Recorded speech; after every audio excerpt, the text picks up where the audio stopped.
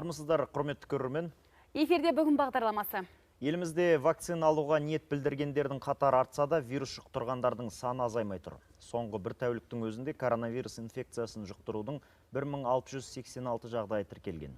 Коронавирусқа қарсы вакцинаның толық дозасын алғандар саны 1.900.000-нан асса да, Қазақстан коронавирустың таралу бойынша қызыл аймақта әлі де тұр. Құрметті көрермен, бүгінгі эфиріміз вакциналау тақырыбына арналады. Осы орайда айтар пікірлеріңіз, студиядағы мамандарға қояр сауалдарыңыз болса, экранның төменгі жағында көрсетілген WhatsApp нөмірге жаз отырыңыздар. Құрметті студия қонақтары, қош келдіңіздер дейміз. Ержан мырза, әдеттегідей өзіңізден бастаймыз. Елдегі вакциналау қарқыны жаман емес сияқты. 2 миллионға жуықтап қалдық. Бірақ сонда да 1686 адам вирус жұқтырып отыр. Бұл қалай? Енді бүгінгі күні мен басынан осы барлық ақпараттандырып жоқ. Вакцинаны ол 100% қорғайды деген сөз жоқ.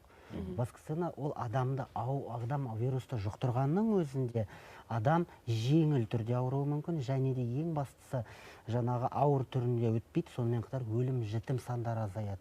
Бірақ қазіргі уақытта өздеріңіз көріп отырсыздар, мынау коронавирус инфекциясының түрлі мутация шығып жатыр. Осы бізде маусым айына дейін британдық, оңтүстік африкалық, оңтүстік америкалық штамдар болса, қазір бүкіл әлемді тізерлетіп тұрған үнді штамы, дельта штамы. Бүгінгі күні бәріміз вакцина салдыруымыз керек, өйткені осы тек қана вакцина арқылы ғана біз бұл аурудың жаңа цепочкасын үземіз. Енді вакцинациялауға келетін болсақ, қазіргі уақытта қарқыны өзіңізді айтып отырсыз жаман емес, бірақ соның өзінде бар нәрсені қадірлеп, халқымыз вакцинациялауға кішкене ертерек көздері оянып барып жасаса, біз оңай осы пандемиядан шығамыз. Енді вакцина салдыру жағынан бізде жұмыс қалай жүруде, және қай өңірлер осы алда немесе артта? Жалпы мынау ең артқы орында бізде ең соңында Маңғыстау облысы, Қостанай облысы бізде осы вакцина салдырудан көш артта қалып келатыр. Алдыңғы қатарда Алматы қаласы, Алматы облысы, Түркістан облысы, бізде Нұр-Сұлтан қалалары алдыңғы қатарда. Енді бұл жерде қазіргі уақытта сол артқы қатардағы өңірлермен насихаттау жұмыстары жүргізіліп жатыр. Осы тек қана адамдар сеніммен келсе, үлкен бір жақсы болады. Сонымен қатар қазіргі уақытта бізде 4 вакцинаны таңдауға әр азаматтың құқығы бар. Бірақ жаңағы өзіңіз ең соңғы орында деп отырған Маңғыстау қызыл аймақта емес, алдыңғы орындағы Нұр-Сұлтан қызыл аймақта, Алматы, Батыс Қазақстан, Атырау, Қарағанды. Енді өздеріңіз көріп отырсыздар, барлық өңірлер бізде осы өткен аптада ғана жасыл аймақ дедім, тек қана Нұр-Сұлтан қаласынан басқа. Бірақ қазір мынау күннің жылынып келе жатқанына да байланысты, адамдардың мынау күн жылыған сайын санитарлық талаптарды сақтамауына байланысты күннен күнге қызыл аймаққа өтіп жатқан, жасыл аймақтан сары аймаққа өтіп жатқан өңірлер қосылып жатыр. Кеше ғана мынау Қазақстан Республикасы жедел түрде қызыл аймаққа өтті. Бүгін екінші күн. Енді қай аймақта болса да вакцинациялау бірдей жүргізілуі тиіс. Көркем ханым, дәрігер терапевтсіз ғой, Ержан мырза айтып отыр, халық әлі де болса салдырғысы келмейтіндері бар деп. Қандай себеп айтады ол кісілер бас тартқан кезде? Халық да қазіргі уақытта әлі де болса салдырғысы келмейтіндер бар. Өткен себебі олар бірінші себепте біз айтамыз ғой, нақты себебін ешкім айтпайды. Неге салдыртқын келмейді? Как сарафанный радиомен маған осы кісі осылай айтты. Прививканы алған адам, то есть ары қарай қалай айтсам, ұрпақ жалғастыра алмайды деген сияқты өтірік аңыз әңгімелер бар ғой, сол секілді солардан қорқады. Негізгі себебі сол. Біз кез келген адамда, мен де, сіз де, бәріміз жаңа бір зат шықса, сол заттан қорқамыз, дұрыс қой. Пока бүкілі көрмейінше, жан-жағымыздағылар не болып жатқан көрмейінше қорқамыз. Сол секілді бұл да жаңа қазіргі кезде жаңа шыққан нәрсе біз үшін. Содан бәрі қорқып, сол үшін кішкене. Енді ойымша өзім, енді халықтың неге қорқуы себебі ең біріншіден фейк ньюс дейміз. Өзіне антиваксерлер бар, соған қарсы шығатын адамдар бар. Енді бір сұрағым бар сізге, анада министрлікке біз депутаттарымыз өзіміз қойғанбыз. Сіз айтып отырсыз 2 миллиондай адам. 2 компонент алған ба осы 2 миллион адам? 2 компонентті алған азаматтарымыздың саны 1.346.418 Сол 2 компонентті алған азаматтарды тек қана сонда ғана вакцина алды деген азаматтар деп санауға керек, біріншіден. Екіншіден, осы антиваксерлер, мен өзімде вакцина алғанда, бірінші компонент алғанда, екінші компонент алғанда, енді халқың қалауысы болғаннан кейін, өзім депутат болғаннан кейін, енді өз желілер, Фейсбукта, Инстаграм парақшаларында оны көрсеткенмін. Бірақ адамдардың қабылдауы әртүрлі болды. Көбісі неге сен оны насихаттайсың деп жатыр маған. Көбісі неге көрсетесің, ал енді қалай насихаттамайсың? Біздің ұжымдық иммунитет болу керек ең біріншіден. Біз айтып жатырмыз, қазір 1 қыркүйектен бастап балаларымызды мектепке берейін деп жатырмыз барлығымыз. Мектепке қалай барады балаларымыз? Барлығымыз қорқып отырамыз ба? Мектептен балалар алып келеді, ата-әжелерімізді, иммунитет жоқ адамдарды ертең ауырып қалады деген сондай ойда боламыз ба? Және қазіргі таңда көбісі қорқады, шектеу қойып жатыр ғой. Соған наразылық туып жатыр бізде халқымызда. Енді мен ойлаймын, қазіргі кезде коллективный иммунитетті алып, негізі сол антиваксилермен жұмыс істеп, фейк-ньюспен жұмыс істеп. Бірақ олардың саны азаймай тұр ғой, неге? Мысалы, ақпарат беріліп жатыр. Бәрін көріп отыр оларда. Мысалы, Үндістанның жағдайы, анау Ресейдің өзінде жағдайы. Күнде ақпарат бар ғой. Мен айтайын сізге, лайф режимде неге істемейміз? Неге қазіргі таңда көрсетпейміз? 80 жастағы адамға екпе салған көрсетеміз көрінбейтін жерде, Жоқ, көрсетіліп те жатыр негізі. Қарияларға керек еді. Аз көрсетіліп жатыр енді.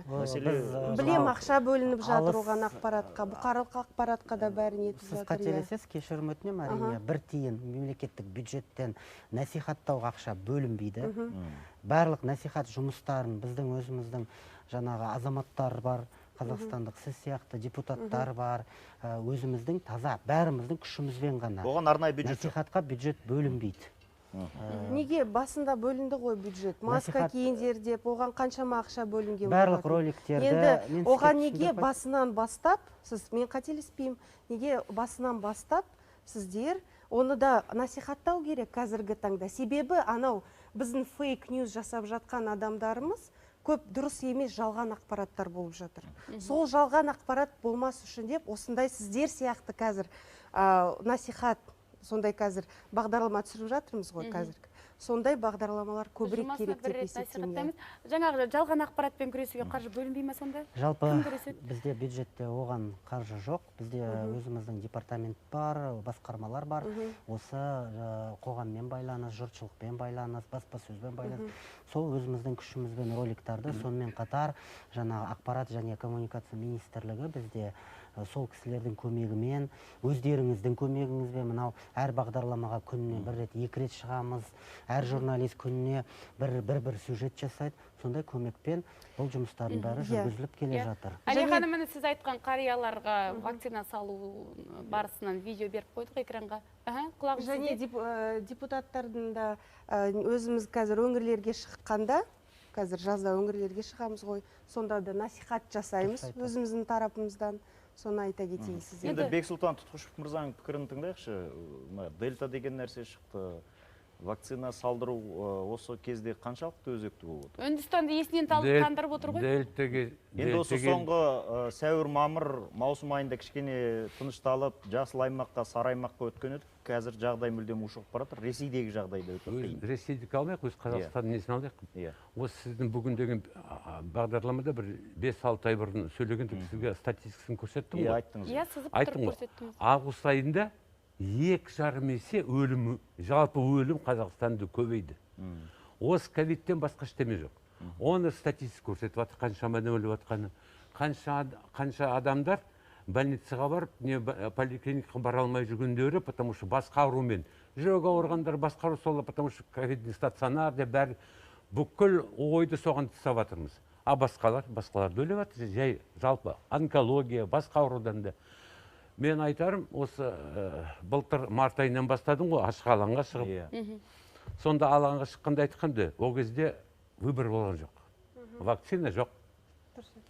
Қолдықы маска кигіңіз, қолды жуыңыз, дистанциясын тойға бармаңыз, 4 мәселе айтатынызды. Осыдан байқаңыз деп. Байқаған жоқ, өлген өлді.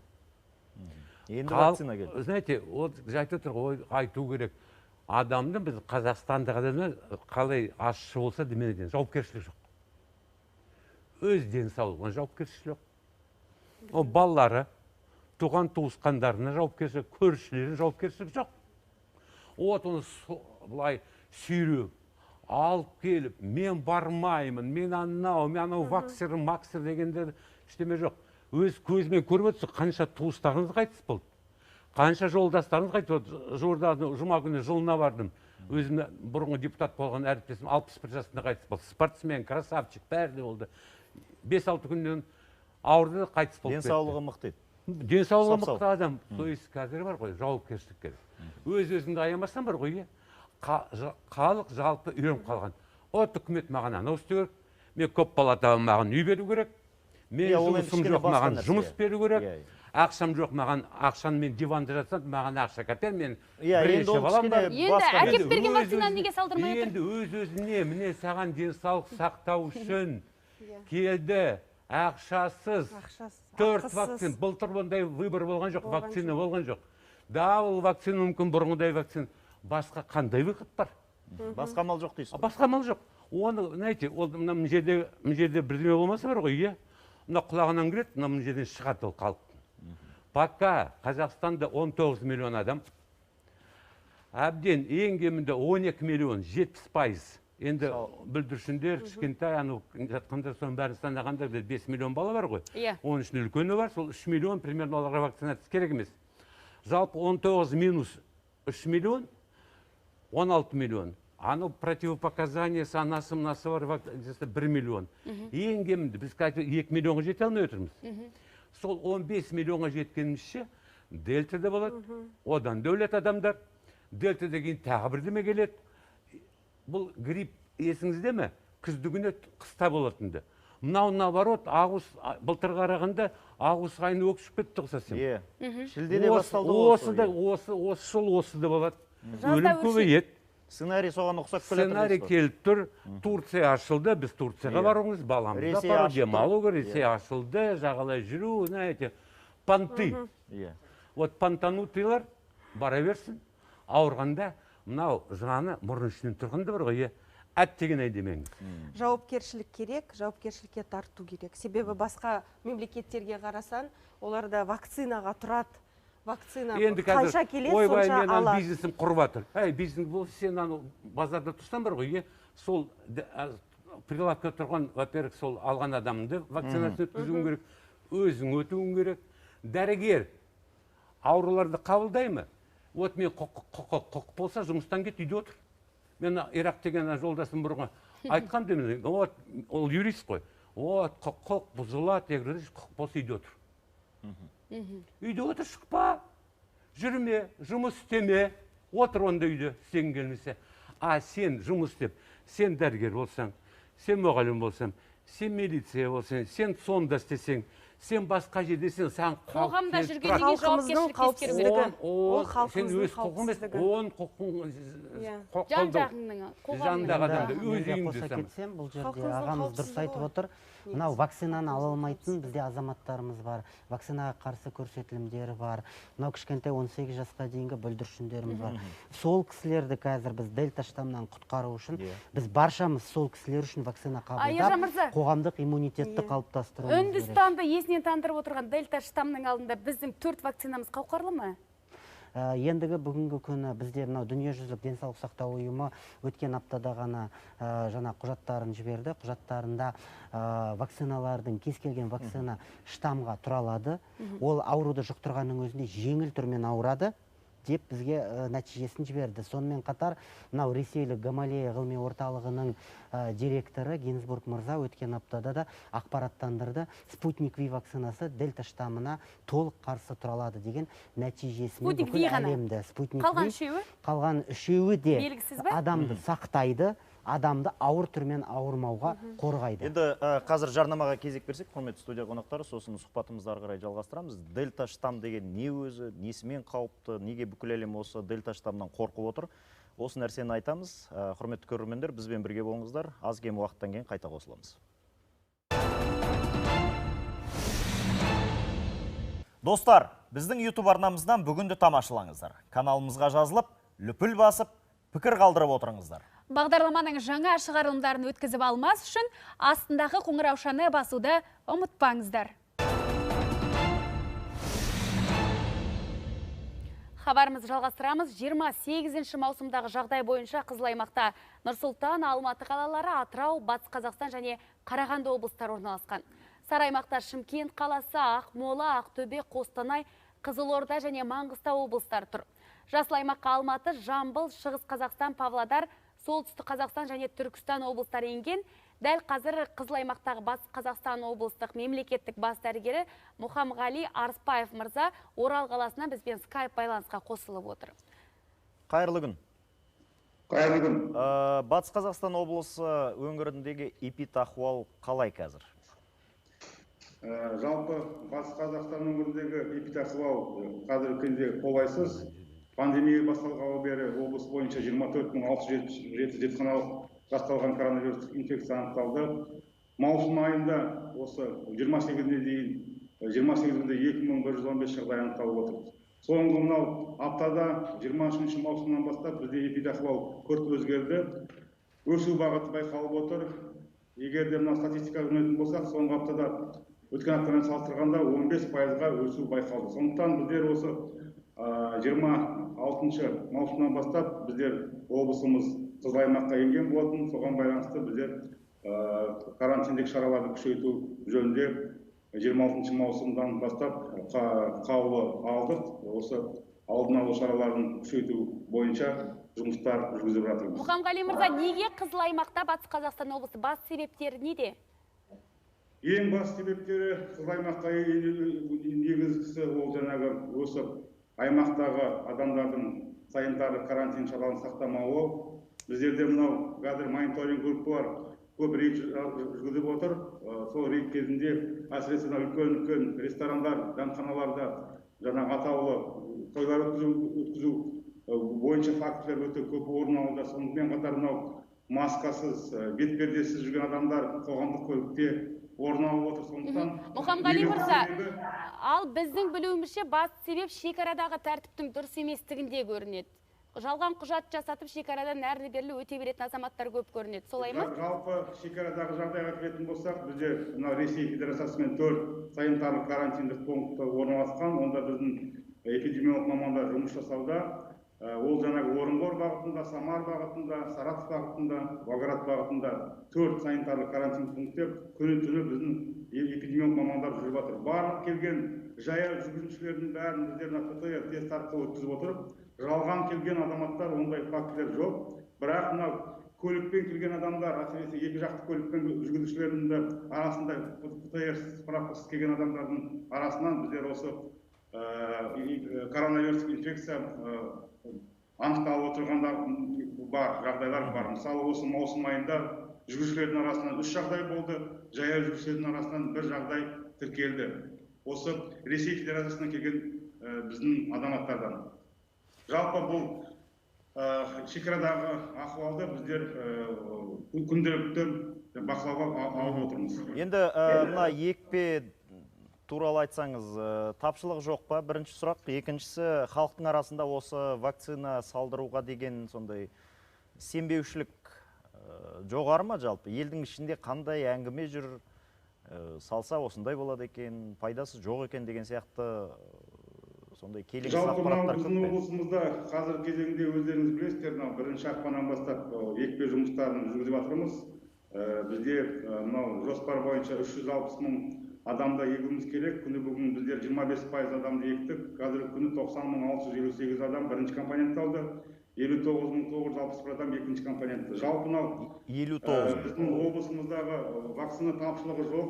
Қазіргі кезеңде осы вакцинаның 4 түрі бар. Ол Спутник V, Казбак вакцинасы. Ел бойынша вакциналар ғой. Коронавак Қытайдан өндірілген 4 вакцина бар.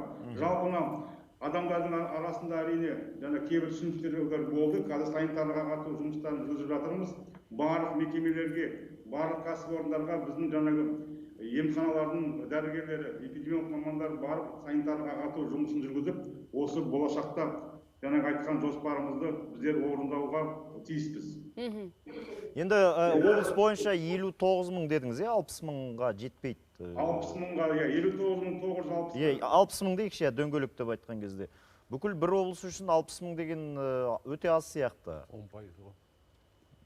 Қалай ойлайсыз? Жалпы әрине негізі мынау екпе жұмысын жүргізуде жаңағы осы қамту мәселесінде әрине бар ондай мәселе, бірақ халықтың арасындағы жаңағы айтқан кейбір түсінушіліктің себебінен болып отыр. Сондықтан бұл жұмысты әлі де санитарлық ағарту жұмыстарын біздер күшейтуіміз керек. Сол бағытта жұмыстанып жатырмыз. Жақсы, рахмет. Жұмыстарыңызға табыс тілейміз. Енді ел аман, жұрт тыныш болсын, ауру тездеп кетсін елімізден. Рахмет сізге. Барлық облыста Түркістан сияқты жасыл аймақтан табылсын деген тілекпен қоштасамыз. Қазір енді халықтың карантин шаралары, қазір арнамызда жарнамадан кейін, жаңағы сұхбаттан кейін сюжетке кезек берсек, сюжет көріп алайық, сосын сұхбатымызды ары қарай жалғастырамыз.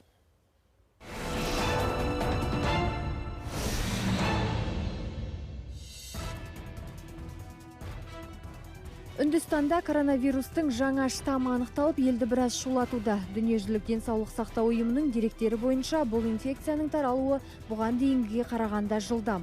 Үндістандық дельта штамм британдық альфа секілді бар ғаламға таралып, әбігерге салуы әбден мүмкін. Анықталғанына көп уақыт болмаса да, бүгінде 92 елде тіркелген. Науқас аталған вирусты бір мезетте 6-7 адамға таратады екен.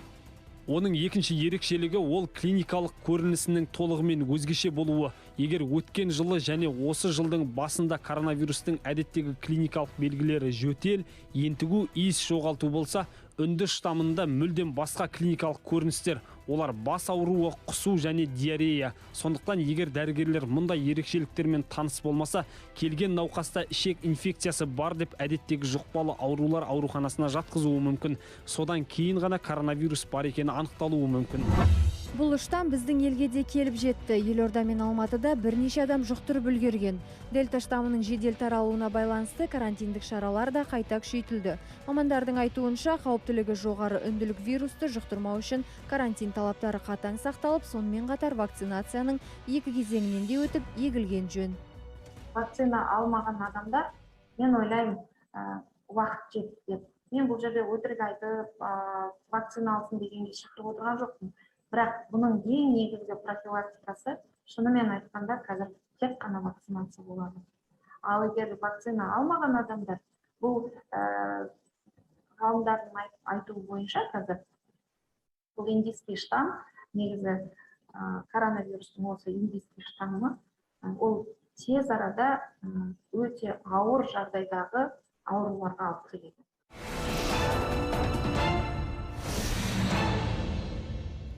Атын естіп, балаңсыз жүргенде үнді штамының үндемей келіп қалғанын байқамай қаппыз. Штам десек, оңтүстік африкалық, бразилиялық, британдық деген түрлерінен хабардармыз, ал бұл жолғысы басқаларынан әлде қайда қауіпті деседі. Қандай сценарий күтілуде? Жалпы осы үнді штамы несімен қауіпті? Бұған дейін неше түрлі штамдар айтылды ғой? Сюжетте айтып кеткендей, бұл да мысалы біздің коронавирустың басқа штамдарында жөтел, өкпе қабынып, адам жаңағы қиналса, бұл да диарея болады, буындар қақсайды, жүрек айниды, құсқысы келеді, бас ауырады қатты. Сол себепті сондай бір өзінің белгілері бар. Нұр-Сұлтан және Алматы қалаларында ғана бүгінгі күні осы күнге дейін Нұр-Сұлтан мен Алматы қалаларында ықтимал фактілері бар. Қазіргі уақытта бізде секвендеу нәтижесі бойынша тексеріс жұмыстары жүргізіліп жатыр. Бір адам ауырса, бірден 5-6 адамға жұқтырады. Бір адам ауырса, ол бір адаммен қатынаста болған, мысалы 7 адам, 8 адамға дейін, 5 адам, 6 адамға дейін, ол бір сөйлесіп қана емес, жанынан өтіп бара жатып та жұқтыра береді. Ержан мырза, мына Ресейдегі жағдайда осы Үндістанның штамы ғой, солай емес? Қазіргі уақытта Ресейдегі жағдай толық үндіс штамы деп айтып отыр. Оны енді үнді демесек те дельта штамы. Дельта үндіс Үндістаннан келген. Енді халық қазір шыны керек, бір жылдан аса енді карантинде отыр, маскамен жүр, шаршады ғой енді. Объективті түрде халық шаршайды. маскасыз не бітпейтін бұл штамм бірден кейін бір шығады. Бұл Қашан штамм тоқтайды? көбеймеу Мына үшін вакцинаға кішкене былай сенімсіздікте сол шаршаудың бір белгісі сияқты көрінеді кейде. жоқ, бұл Осы штамм үнді штаммы шынымен де өте қауіпті деп айтылып жатыр. өте қауіпті, жаңағы айтып Алдыңғыларынан отқандай- 2 есе тіпті айтып отқандай, бұл жұқтыру саны көп, және адамдарды жаңағы өлімге алып келеді. Бір ғана жолы, мысалы, бұл штамдар көбеймей жаңағы мутацияға түспеу үшін бәріміз вакцинация жасап, жаңағы былай айтқанда цепочканы үссек, сол кезде біз жеңеміз. Сол себепті тек қана бірақ жол, ол тек қана вакцина. Енді осы жерде мына халыққа осы үнді штаммының қаупін біз толық ашып түсіндіріп айтып беруіміз керек та. Мысалы, Израильдің өзі бүкіл халқының көп бөлігі вакцина салдырды, масканы шештік, ауруды жеңдік деген кезде, осы үнді штаммы келді деген ақпарат шыққан кезде, олар қайтадан маскасын киіп, бұрынғы қауіпсіздік шараларына қайта келді. Енді ресми ақпарат бүкіл дүниежүзі қазір таратып жатыр. Енді үнді штаммының күшін, мықтылығын, енді сұмдықтығын осыдан ақ көруге болады. Бексұлтан мырза, сіз не дейсіз? Енді мысалы Израильдің өзі әлемдегі ең бай елдердің бірі. То есть мен былтыр емес, оны вакцина бірінші сол, ең бірінші вакцина российская вакцина болды. Москвада вакцинацияны өткізді, жақсы өткізді. Бірақ та Москва, Петербург қайнап жатқан ол қала. Біреу келіп жатады, біреу кетіп жатады. Біздің Нұрсұлтан мен Алматының осы бірінші орында жүрген Қызылдан бір секрет біресі шығады. Ол почему? Потому что біздің халқымыз қазір шетелге барады, жүреді, ресторан, басқа жағынан кішкене былай әлі түсінігіне кірмеген сияқты. Знаете, вот кірмеген сияқты. Айтсаң да болмайды. Екінші мәселе мен айтатын. Қараңызшы, біз айтатымыз ғой, бірінші орында анау, мынау облыс дегенде. Біздің Қазақстан 42% халқымыз ауылда тұрды. Вот ауылдың адамын ойлану керек. Қалда тұрған, міне тұрған жерде поликлиника бармаған адам, ауылда тұрған адам, оған жете алмаған жағдайлары бар. Поэтому бірінші қазір 90% ол біздің өзіміз қазағымыз татсы жүрген. Давайте сол, қалды бар ма? Келдің ба, келдің, келмедің өзің біл, өлсең өлесің, тірісең ал сол ауылдағылар салмаймыз деп шулап жатыр. Енді, конечно, бәрді мынау, қараңызшы, біз бар ғой, қазір айтып отырмыз, ақпарат, тікелей эфир, басқа жағын айтып отырмыз, осылай, болады, көрсеттік, шетелдің мамандарын айтып отырмыз бәрін, ешкім тыңдамайды, бәрі былай өтеді. Бәрді, кемпір шалдан бастап балаларға дейін. Осыған нанат, молдан айтқан істеген істеме айтқан істе. Істеген істеме деген дейсіз сияқты. Біз молда сияқтананы барма, ішпе, жеме, қатты айтып отырмыз. Халық наған мінеке? Ой, керек емес, вакцинация керек емес. Ол бірден Билл Гейтстің бірдемес шығарған, ертең жынды боласына өлгенде. Самое главное, знаете, мен дәрігермін ғой. Осы күнге мен қызымды дәрігер, өзімді показал кардиохирург жұмыс істеймін. Ең қиыны біздің дәрігерлерге сендер не істеп жатсыздар, халқымыз. Өлгенде келесіңдер. Өлердің алдында. Еврейлер ауырмай барады. Вакцинацияны өткізді бүкіл Израиль. Орыстар ауырған бетте барады. Қазақ өлердің алдында барады. Вот сол сияқты қазақшылыққа салынып, біз ешкімге нанбаймыз. Қазір мынау үші шықты. Фейсбуктан шықпайды біздің кемпір шалдар, балалар бәрі. Енді қазақшылыққа салыну дегенмен, мысалы Ресейдің өзінде вакцина шыққан кейбір ақпараттар бойынша 12% 12-ке дейін жетпейді деймін халқының. Вакцина алған. Жапонияда да вакцина салу аз. Постсоветский, ешкімге нанбау, КПСС-ке нанбаймыз, Назарбаев, Тоқаев қазір нанбаймыз. Үкімет вообще сволыштар, қарашы мінеке, үкімет түк істемейді. Бізге ешқандай жағдай жоқ, вот только, знаете, соның кесірі тиіп жатыр ма? Соны тыңдайды. Вот дұрыс екен айтқандары мыналардың. Мыналардың айтқаны. Біз айтып отырсақ, ақша шығарылды. Больництер бар. Срочно былтыр барып салдырып алды. Жағалай больница салды. Миллиард таңын ақша. Мынау вакцина көкте, білесіз бе қанша Pfizer'дің бір дозасы? $80. Но Ресейдікі өзіміздің қарағанда шығып жатқан конечно арзандау, бірақ ол ақша. Ол да үкіметтің ақшасына келіп отыр. Тегін ешкім беріп отқан жоқ. Оның шприц қанша тұрады? Оның спирт қанша тұрады? Сонда отырған дәрігерлер, ол жалақысы қанша? Соның бәрі мә деп аузына салған бетте жоқ. Мен алмаймын, мен анау, мен мынаумын, анау сылтау, мынау сылтаумен жүр. бірақ өлгенде келеді. Өзіңіз вакцина алдыңыз? Розыгрыш Алдым, жасаймыз. конечно. Қашан алдыңыз? Уже 2 ай ма 3 ай болып қалды. 3 ай болып қалды. Денсаулығым жарамайды деген справка жасап алады екен жалған. Сосын өтірік вакцина алды деген қағаздар шығуы мүмкін. Мен бар ғой, мен уже 50 жылдан астам дәрігерліктің арасында істедім. Депутаттықта әйтеуір 12-13 жыл болдым. Бәрі сол денсаулық сақтау саласымен мен айналысқанымды. Шаршадық. Вот дәрігерлер шаршады. Адам емес, біз дәрігерлер бірақ шаршадық. сол анықтаманы дәрігердің өзі жасап беріп отыр ғой. Дәрігерлер шаршады, потому что сендер тартып, айтып, сосын ертең өліп жатқанда ойбай дәрігерлер жаман, ойбай ешқандай мына маман емес. Вот мен шетелге барам, шетелге бармаса сіздің өкпеңіз халыққа деген қара қазандай екен. Ақша салыңыз. Ағау, кейбір дәрігерлерде бар ғой, салдырма деп кеңес беріп жүрген. Аймақ-аймақта. Оларға не дейсіз? Семья, орысша айтады, семья не без урода. Міне 5 саусақ. Көрдіңіз бе? 5-еуі біз түрлі. Сол оңбаған мұғалімдер де бар, оңбаған соттар да бар, оңбаған депутат та бар, оңбаған дәрігер де бар дейсіз. Дәрігер де бар, оңбаған СТОшниктер де бар. Істегенде істеген сияқты ол адам. Жақсысы бар, жаманы бар дейсіз. Жақсы жаманы бар. Бірақ сен жаның сақтығың келсе, жанындағы сені бар, сал, ешкімді тыңдама, барыңды. Бармасаң да өзің өлесің. Бір бейнематериалды көрейік. Қазақстанның тұңғыш президенті Нұрсұлтан Назарбаев өткен коронавирусқа қарсы Спутник V вакцинасын салдырған болатын. Вакцинадан кейін елбасы қазақстандықтарды санитарлық эпидемиологиялық қауіпсіздік талаптарын сақтауға және белсенді түрде екпе салдыруға шақырды. Сол видеоны экраннан беріңіздерші. Коронавирус деген бұл ауыр вирус, қорқудың қажеті жоқ. Қашан ауырып қалам деп ойлап жүргенше осыны жасау керек. Тәжірибе көрсетіп отыр, вакцинациядан кейін ауырса да ол ауру жеңіл түрде өтеді. Сондықтан қорықпай, халқымыз осыны жасау керек. Мінекей көрдік. Енді тағы бір мынандай сауал. Бізге де нанбайды, сол өзімен өз ақылымен. Тұңғыш президентте салдырып та, былтыр ауырдым деп айтып жатыр. Енді мынандай сауал. Елорда қаласының әкімдігі осы вакцина салдырғандарға сыйлық береміз, автокөлік, пәтер ойнатамыз деген үлкен қызық бастама көтерді. Жалпы осы бастама жөнінде сіз не дейсіз, депутат ретінде?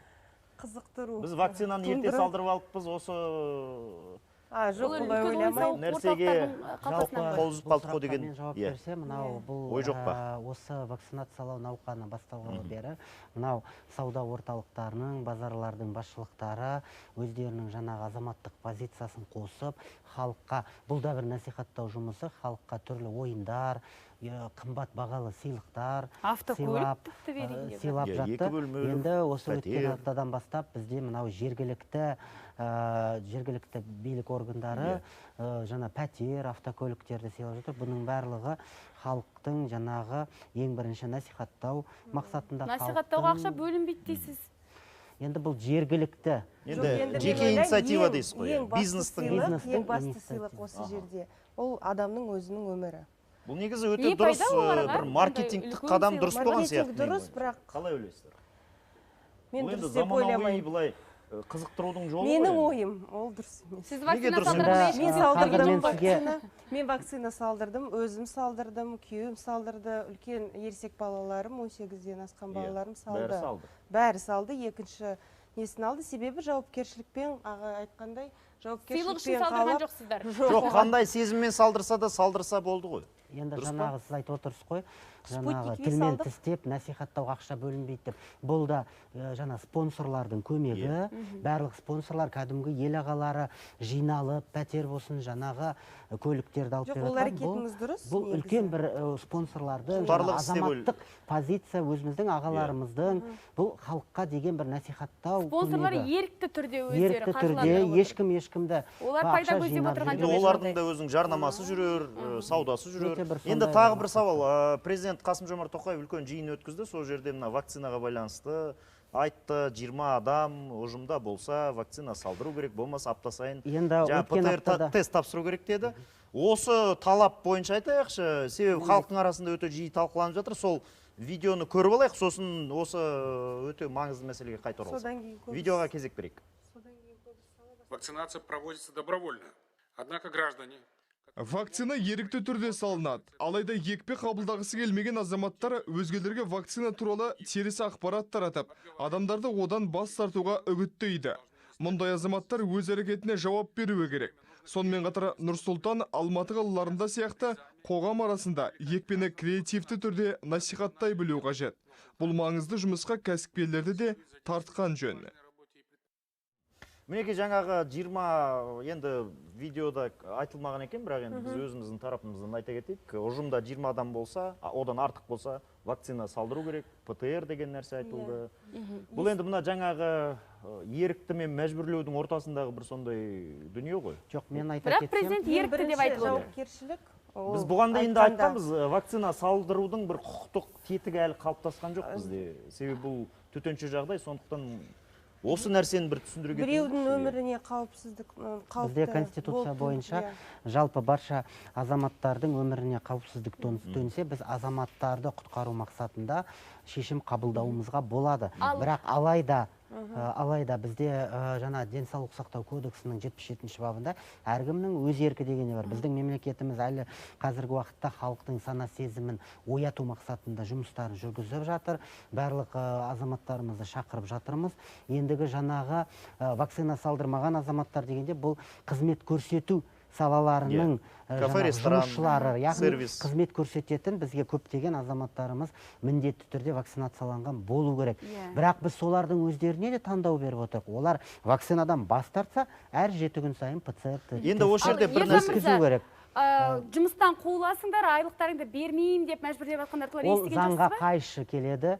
Ондай біз бүгінгі күні ондай бізде ақпарат жоқ. Бірақ егер ақпарат жоқ, егер мен айтам қазақстандықтарға, жай ғана мынау бір фейк өзінің аккаунтынан жазбай, сені жұмыстан қуып жатса, нақты түрде құқық қорғау органдарына барып арыз жаз.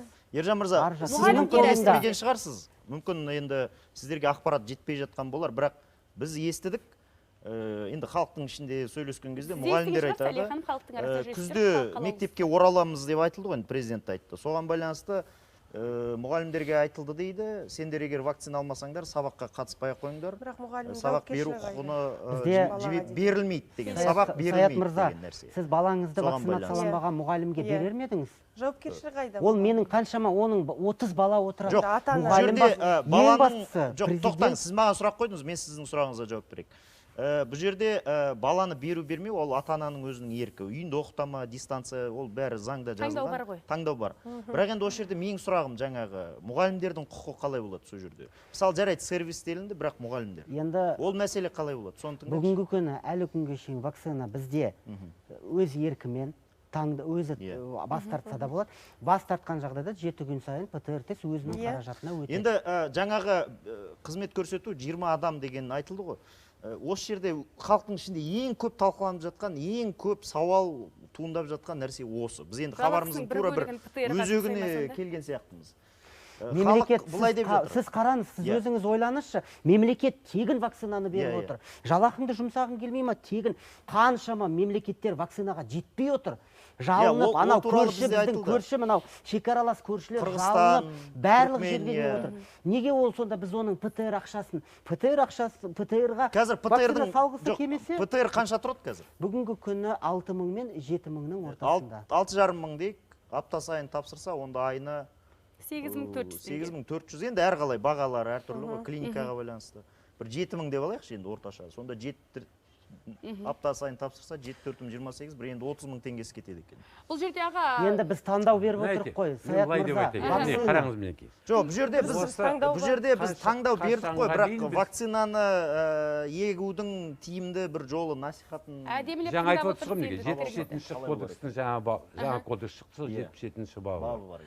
Оларда вакцинация обязательная деген бар и добровольная. Национальный календарьда тұрған вакцинация. Национальный календарь тұрған АКДС, тағы басқа прививкалар, ол обязательный. Ол обязательный.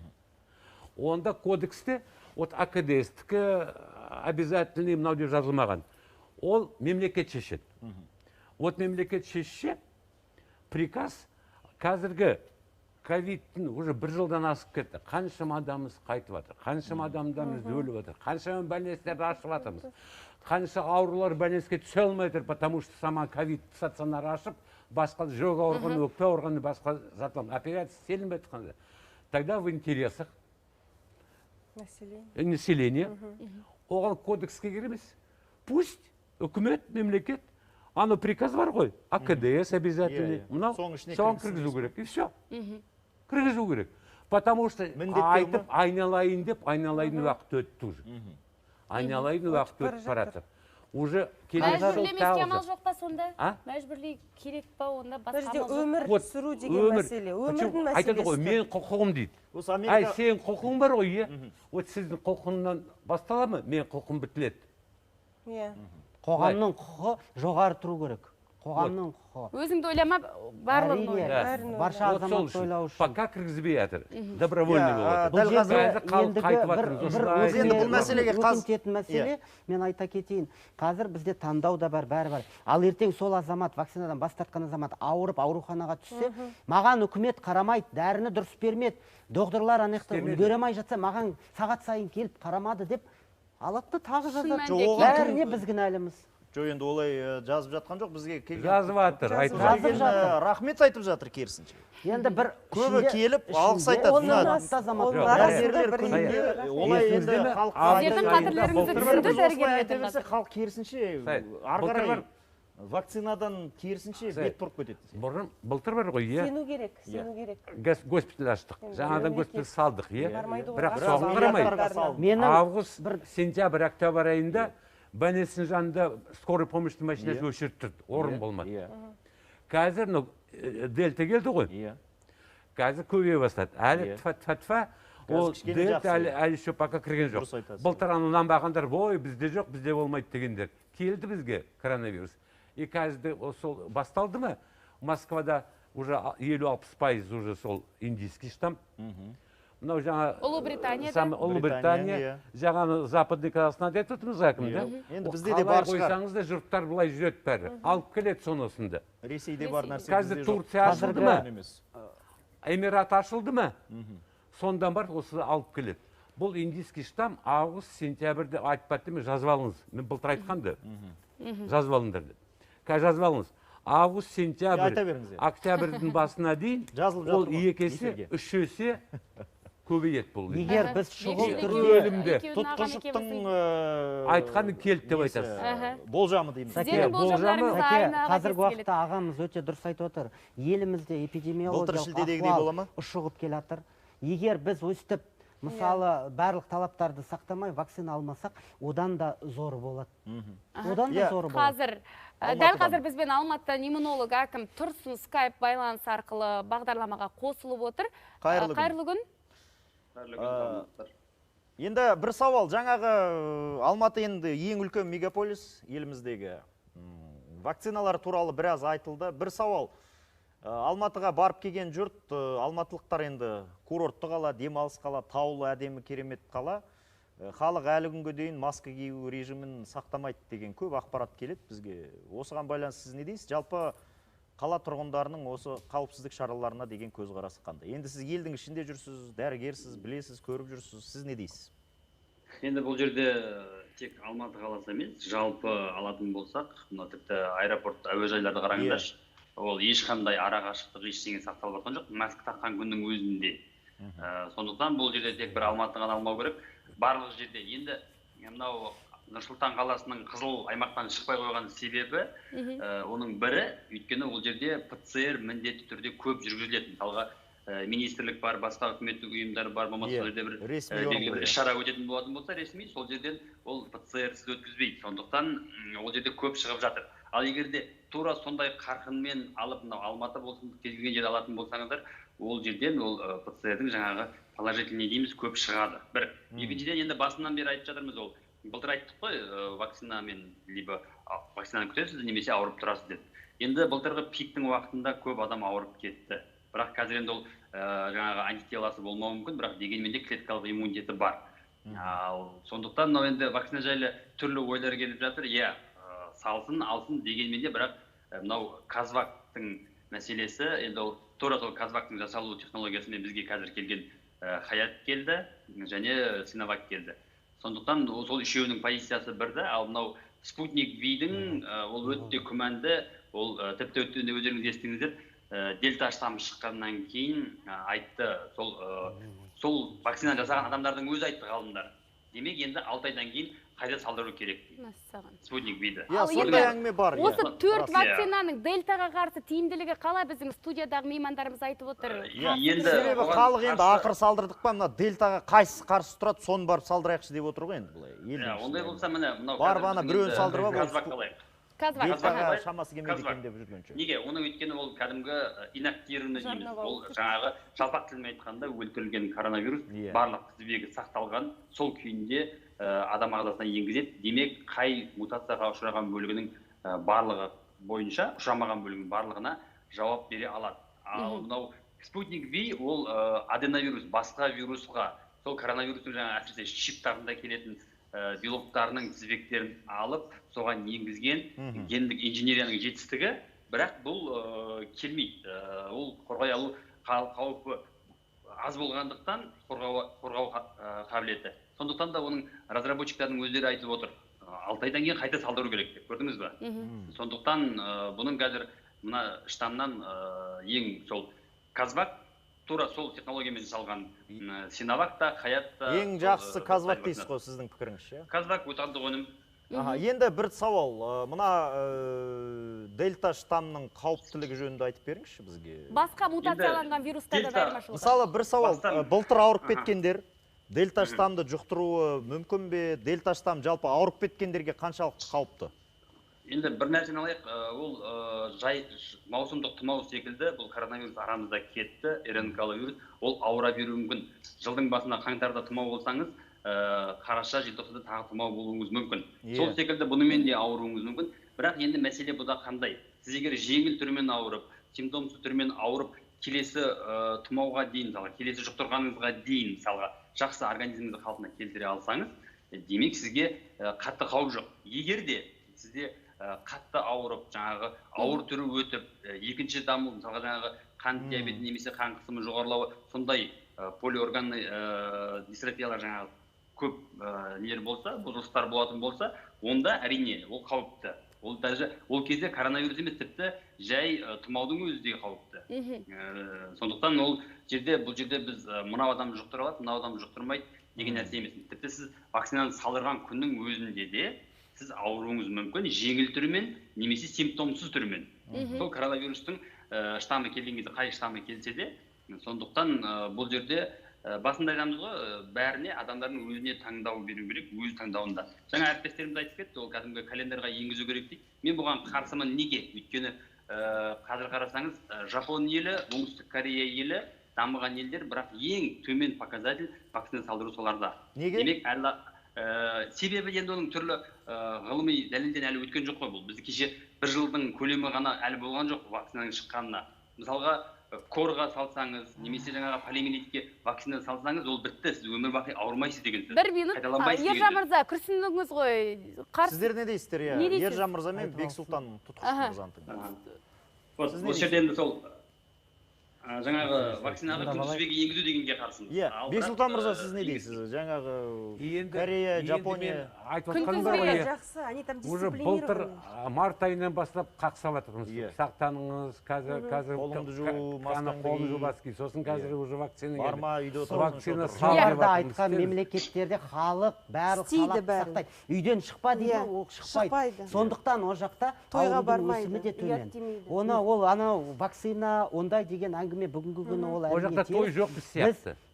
Біздің жасаулығы күштірек қой енді жапондардың. Неше түрлі дәрілерді ішеді. Жапондарға үйде отыр десең үйде отырады. Дисциплинасы өте олардың. Халықтың тұрмыс тіршілігі жоғары, шибжемі мол, өмір деңгейі жоғары. Көшпенді халықпыз, көшпенді. Әкім Тұрсын мырза. Отыра алмаймыз үйде. Әкім Тұрсын мырза. Енді бұл жерде мына кісілердің айтып отқан сөздері, ол жерде дисциплинированы, ол көзі ашық, қоғам ашық дейсіз. Дегенмен де ол жердегі енді халық санын қараңыз. Ол жердегі халықтың саны 100 миллионнан асып жатса, мысалы бір Токионың өзін алыңыз қаншама. Ең үлкен қала жер бетінде. Ең үлкен қала. Ол 1000 жерден ол халық жаңағы үйінде отырып, социальный дистанцияны сақтаған күннің өзінде ол жерде халық тығыз орналасқан. Ал бізде алшақ. Сол нәрселерді қарау керек. Енді ол біріне бірін салыстырсаңыз, енді ол бір баланс теңдестіру мүмкін, бірде деп. Бірақ солай саналы қоғам бола тұра, неге сол жерде вакцинаны жалпай салдырмайды деген нәрсеге қараңыздаршы. Ол да бір ойланатын нәрсе дейсіз ба? Ойланатын нәрсе. Иә, жақсы, енді әрине біздің жағдайымызда көптеген мамандар, министрлік, мемлекет, вакцина біздің жалғыз сүйенетін де, үміт артатын құралымыз, басқа амалымыз жоқ деп отыр ғой енді. Әкім мырза, олардың басқа амалдары бар шығар. Ресей Федерациясының денсаулық сақтау министрі жүкті әйелдерге спутник V вакцинасын салуға рұқсат деп айтты. Жүкті әйелдерге бұл вакцинаны салу қауіпті емес пе? Қауіпті деп айтамын мен. Неге? Өйткені ол жаңа басында айттық қой. Ол жаңа генно модифицированный организм. Ол бірінші қарасаңыз спутниктің инструкциясында тұр. Сіз жүкті емес, тіпті жүктілікті жоспарлаудың барысында спутник салдырғаннан кейін 6 айдан кейін жоспарлаңыз дейді. Демек, ол жердегі генно модифицированный организм баланың денсаулық қалыптасу барысында жүрегі немесе миы сол кезде зиян келтіруі мүмкін. Сондықтан бұл жерде енді жалпы енді кез келген вакцинаның өзінде жүкті әйелдерге әлі салдырып жатқан жоқ, балаларға салдырып жатқан жоқ. Pfizer ғана, по-моему, қателеспесем, балаларға экспериментті бастады. Қазіргі таңда осы күнге дейін балаларға және жүкті әйелдерге мына вакцинаны салсын деген ешқандай не. Көп рахмет сізге. Уақытымыз кішкене шектеулі, сондықтан сізбен қоштасуға мәжбүрміз. Жұмыстарыңызға табыс тілейміз. Біраз жақсы ақпарат беріңіз. Жүкті әйелдерге байланысты ақпаратты айта кетсем, өйткені осындай бір бағдарламаларда өстіп бір айтып қалса, бізде содан фейк шығарады қазір. Біреу монтаждап, мінекей әкім Тұрсын бүйтіп айтты, жүкті әйелдер бүйтіп өткенде. Соны мен енді айтып кетсем, қазіргі уақытта вакцина шығаратын мемлекеттердің көбісінде клиникалық тексеру жүргізіліп жатыр. Зерттеу жүкті әйелдерге салуға болады деп, олар клиникалық.